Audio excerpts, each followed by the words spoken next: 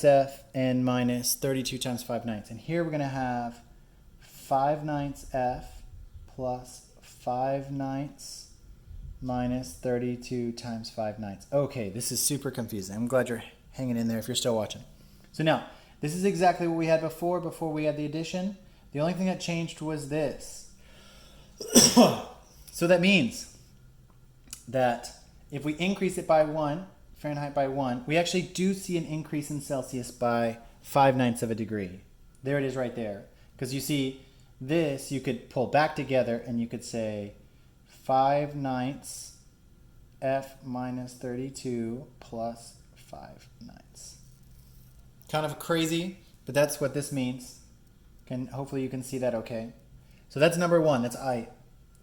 And that is true then. That means that that's true. That's a true statement. All right. It always makes sense to actually do the math. Okay, 2. Temperature increase of 1 degree Celsius. Okay, so that would be Celsius plus 1 equals 5 ninths f minus 32. And that's, of course, just, I'm just going to move this to the other side, minus 1. So that's equivalent to an increase of 1.8 degrees Fahrenheit. So now they want us to solve for Fahrenheit, how it affects that. So we do want to keep it on the other side, then. So plus 1.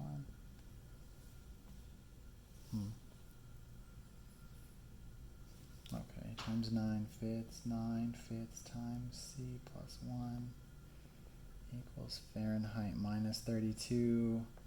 So then we say 9 fifths C plus 9 fifths. This is just like the previous one. Plus 32 equals Fahrenheit. So we're going to see a situation in Fahrenheit. If we solve for Fahrenheit, that would be 9 fifths C plus 32 degrees. And this would be an increase of 9 fifths, which is 1.8. That's the decimal version of this. So again, we get another true. Whew. This one's hard. Now finally, the last one. It says a temperature increase of 5 ninths degree Fahrenheit is equivalent to a temperature change of 1 degree Celsius. Okay, I'm actually going to figure this out too. Temperature increase of 5 ninths degree Fahrenheit. So that would be C equals 5 ninths times F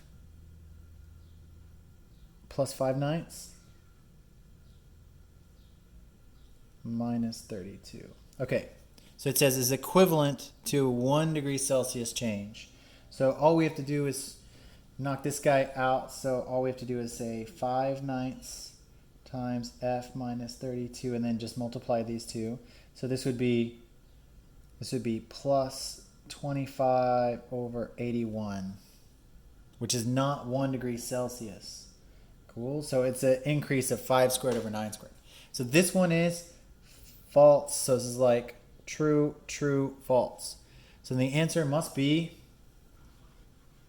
1 and 2 only, D. Cool. Okay, that was 13, 14, 15. Let's finish up the last fill out problems. So we did 18 last. Yeah, we just need 19, 20. Almost done. If you're sticking with it to the end, great. Good job. Not everyone does that. Okay. At a lunch stand, each burger has 50 more calories than each order of fries. If 2 hamburgers and 3 orders of fries have a total of 17, how many calories is a hamburger? Okay, this is a system of equation problem. Let's see if we can decode it. At a lunch stand, a hamburger has 50 more calories than each order of fries. So let's call X what? Hamburger, and let's call Y fries. Cool? So it says each hamburger has 50 more calories. So then an order of fries. So that means a French fry is equal, French fry plus 50 equals a hamburger. That's our first equation. Cool. If 2 hamburgers and 3 orders of fries, you could also say, here we go.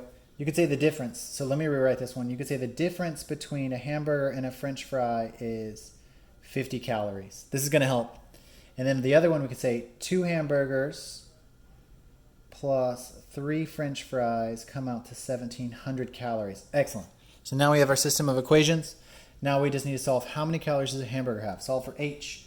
So that means we want to eliminate our f's. So multiply top equation by 3. So we get 3h minus 3f equals 150. So if you want me to rewrite it, I can. So let's rewrite this as 3h minus 3f times 150. Cool? So the directive there was, we said 3 times equation 1. Okay. Good. So now we say, this is just going to cancel, and we say 5 hamburgers must come out to, what's this come out to? 1,850 calories. Cool. And then divide that by 5. So a single hamburger will have what? So 5 goes 3 times. It's 15, 3, 35, 7, 35. Okay, 370 calories. Let's see what the correct answer was. Yep, correct.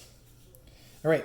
So just to review this quickly, again, this was not a hard problem, just kind of challenging. We identified the 2 variables. We set up our equations. Solve. Not bad. That was 19. I think there were much trickier problems in this. Okay. So in the triangle ABCD, the measure of angle B is 90 degrees. BC is 16, AC is 20. Triangle DEF is similar to ABC, where vertices DEF correspond to vertices ABCD respectively. And each of the triangle DEF is 1/3 the length of the corresponding side of ABCD. What is the value of the sine of F? Okay, hard one in trig problem. So let's set up these triangles. So clearly we have 2 triangles that are similar, which means different sides. And I'm going to call this just like A, B, C, and we're going to call this D, E, F. Cool. And his angle B is 90 degrees. So let me redraw this guy to have a 90-degree angle.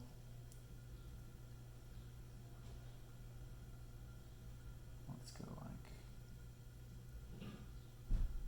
cool. I'll redraw this one and mirror it.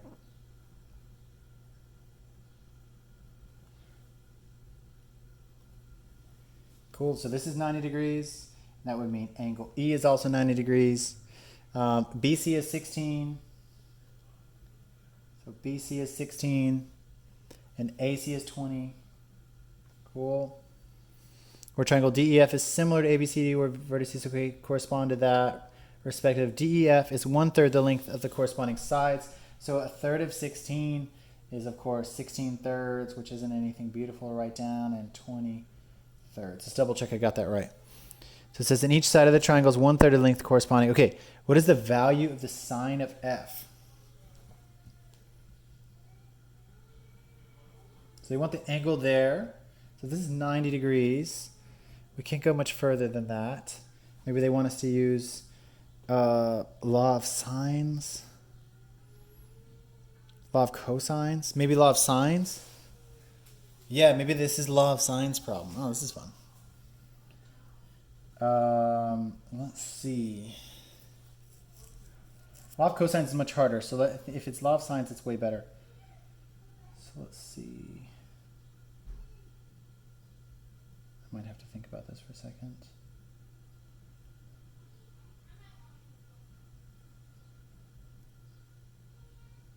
They don't tell you what AB is, and maybe we don't need it actually.